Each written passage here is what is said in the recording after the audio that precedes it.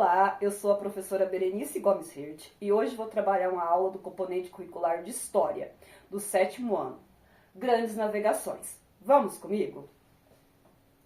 Então, para começar, vamos falar do objetivo da aula de hoje. Analisar e compreender os primeiros impactos do processo de interação entre os diferentes povos e as alterações geográficas da compreensão do mundo e dos conhecimentos náuticos. Para isso, precisamos retornar à nossa aula passada. Na aula anterior, nós falamos sobre a formação dos estados modernos, a formação dos países. Então, o primeiro país a se formar, uma monarquia centralizada, foi Portugal, né? Graças a dois personagens centrais. O primeiro, Dom Afonso Henriques, em 1143, conseguiu a independência de Portugal referente ao Reino de Leão. Outro personagem foi Dom João Mestre de Avis, em 1383, já na Revolução de Aves, onde o rei português havia morrido sem deixar um herdeiro direto. A burguesia, temerosa que o reino de Portugal caísse na mão de Castela, patrocina Dom João Mestre de Avis, levando esse a assumir o trono português, dando início à dinastia de Avis e também uma parceria com a burguesia, né, onde ocorre o início das grandes navegações. O que foi as grandes navegações? Então, todos os livros de história que trazem esse assunto trazem a mesma definição. Então, a expansão marítima europeia comercial, como também é chamada as grandes navegações, é um processo histórico ocorrido entre os séculos XV e XVII. Através das grandes navegações, há uma expansão das atividades comerciais. Nessa época, Constantinopla, que era um importante entroncamento comercial, estava sob a influência de duas cidades italianas, Gênova e Veneza, que bloqueavam o comércio das especiarias e dos artigos de luxo provenientes do Antigo Oriente. Também precisamos recordar que em 1453, Constantinopla foi dominada pelos turco-otomanos, dificultando ainda mais esse comércio, né, e ainda mais contribuindo para as navegações. Contribuindo para o processo de acumulação de capitais na Europa. Então, tanto Portugal quanto Espanha conseguiram encontrar ouro e prata, né, nas Américas, o que propiciou um acúmulo de metais nesses países. Então, né, nessa época, Portugal, como os países europeus, acreditavam ser o centro do mundo, né? Eles não tinham noção, por exemplo, que havia o continente americano. Então, as grandes navegações, que vão ser um processo longo, que vai começar em 1415 com a conquista de Ceuta na costa africana, né, até a chegada, por exemplo, em 1492 de Cristóvão Colombo à América, ou 1500, né, Pedro Álvares Cabral ao Brasil, 1488 Vasco da Gama à Índia, né? Navegações essas que vão, né, propiciar um contato com outros povos, um contato com outras culturas, um contato com ricos comércios que até então eram desconhecidos na Europa. Os motivos do pioneirismo, os motivos por que Portugal se tornou o primeiro. Então, a centralização do poder. Então, Portugal tinha um rei forte, né? Também tinha experiência em navegação em mar aberto, lembrando que Portugal era e é um país muito pequeno, precisava conseguir proteína de origem animal, né? Então, pescaria era algo que eles precisavam bastante, por exemplo, pescaria de sardinha, né? Também o desenvolvimento de técnicas e conhecimentos necessários à navegação. Então, quando nós pensamos em realizar uma viagem, primeira coisa que nós pensamos, qual que é o meio de transporte que nós vamos usar? Ah, carro, mas nesse caso, será que era o carro? Isso, era um barco. Mas o barco deles não estava preparado para, né, viagens de grande distância. Então, eles vão criar, a partir de 1440, a caravela, que vai ser o transporte das grandes navegações. Caravela essa, né, que era ligeira, fácil de manobrar, podiam entrar em rios, contornar os bancos de areia e zarpar com certa velocidade, em caso de ataque. Também, né, quando a gente vai viajar, primeiramente, pensamos no transporte, né? Também precisamos pensar da onde vai vir o dinheiro que nós vamos usar, né? Isso, vinha da burguesia, né? Também, o que mais? Eu preciso descobrir como que eu vou me localizar. Eu preciso ir daqui até Curitiba, por exemplo. Como que eu, né, se eu não sei o caminho? Então eu preciso de alguns instrumentos, né, na época instrumentos náuticos, que vão me ajudar nessa localização.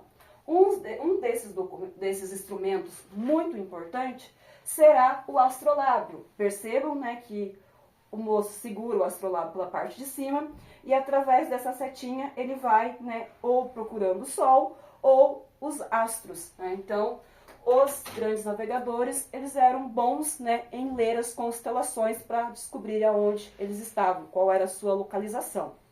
Também, né, esse astrolábio, ele tinha cerca de 200 funções, né? Dentre elas dava para ver as horas certas, dava para calcular as estações, né, calcular as alturas das montanhas ou a profundidade de um poço. Obviamente, para os grandes navegadores, a principal função era a localização. Para apoiar o astrolábio, eles traziam, né, a bússola, que era uma agulha magnética permanentemente apontada para o norte, né, que eles usavam para manobrar o navio. A bússola foi inventada pelos chineses, né, e levada para a Europa pelos árabes. Também, né, precisamos falar sobre os objetivos das grandes navegações, né? Por que eles se arriscavam tanto? Eles tinham medo, né? Então, o que levou os portugueses a se arriscarem em alto mar? Primeiro, a burguesia, né? A burguesia estava patrocinando, então ela queria o retorno financeiro, ela queria investimento dos seus capitais. Também a Igreja Católica, recuperar seu prestígio por meio da catequização dos povos pagãos, exemplo que aconteceu aqui no Brasil, né, logo no começo da nossa colonização. Também busca por novas terras, expansão agrícola, extrativista e comercial, riquezas inexistentes ou raras na Europa, como, por exemplo, as especiarias. As especiarias para eles eram importantes, pois não havia geladeira, então a conservação dos alimentos, né, era praticamente inexistente, e eles precisavam dessas especiarias para, né, dar um gosto mais agradável aos alimentos. Então essas especiarias eram utilizadas como tempero, como perfume e como remédio. As principais especiarias eram, a mais antiga dela, a canela, né, trouxe ela na versão aqui, né, em casca. Nós temos o que eu chamo de primo da canela, que é o cravo, chamado de cravo da Índia. Nós temos algo que, né, nós brasileiros gostamos muito, que é a pimenta, que tem uma diversidade enorme. Normalmente a mamãe de vocês usa a versão, né, a pimenta do reino moída. Temos também a noz moscada. Temos o açafrão, que era utilizado pelos monges para tingir as suas roupas. Temos o gengibre, né, nesse nós temos ele em forma de raiz. E também temos ele em pó. Podemos perceber que algumas marcas trazem até hoje a referência às grandes navegações. Esse daqui tem uma caravela. Entendemos quais são as 6 principais especiarias? Então agora, vamos à nossa questão do dia. Os séculos XV e XVII, quando alguns povos europeus partiram para explorar os oceanos, foram fatores que levaram à expansão marítima, exceto. O que nós estamos procurando no exceto? Isso, ótimo, nós estamos procurando a questão errada. Então, letra A, a necessidade de estabelecer novas rotas comerciais. Será que nós vimos isso? B, o comércio de mercadorias valorizadas como as especiarias.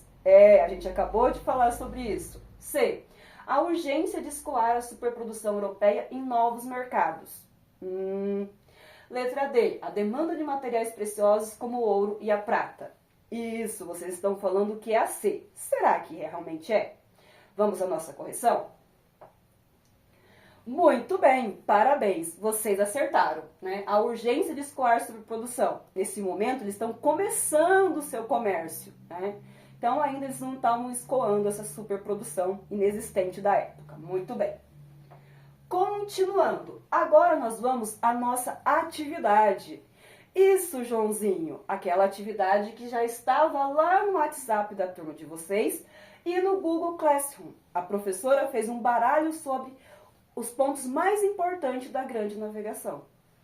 Esse baralho tem 68 cartas, trabalhadas em duplas. Então, vocês vão montar grupo de 4 estudantes, Cada grupo vai receber um baralho igual a esse, né? Ao comando do professor, um dos membros vai embaralhar, lembra o processo de passar uma carta pela outra, realizar o corte, né? E passar por cima, e distribuir 6 cartas para cada um. O objetivo do nosso jogo é fazer o máximo de duplas possíveis. É, isso mesmo, juntar, né, as cartas parecidas, referentes, isso. O objetivo do jogo é fazer o máximo de duplas possíveis, até o sinal do professor. Vence a dupla que tiver mais duplas, tá? Então, vocês terão 20 minutos para realizar a atividade. Vou mostrar para vocês aqui, né, como exemplo, 2 cartas, que são duplinhas. Então, a carta número 2 está dizendo aqui, quais os 2 países que mais se destacaram no período das grandes navegações e descobrimentos marítimos, dos séculos XV e XVI. Vocês percebem que tem o número da carta aqui, ó, é a carta 2. Então, qual o objetivo? Isso, encontrar a outra carta 2, que vai trazer o quê? Vai trazer a resposta da nossa pergunta. Espanha e Portugal. Entenderam? Então, podem jogar. Retomada. Né? Os motivos do pioneirismo português, né? Centralização precoce, né? Os objetos náuticos, as principais especiarias, cravo, canela, noz moscada. E na nossa próxima aula nós veremos os grandes navegadores. Por exemplo, Cristóvão Colombo chegando à América, Pedro Álvares Cabral chegando ao Brasil. Muito obrigada, por hoje é só, até a nossa próxima aula.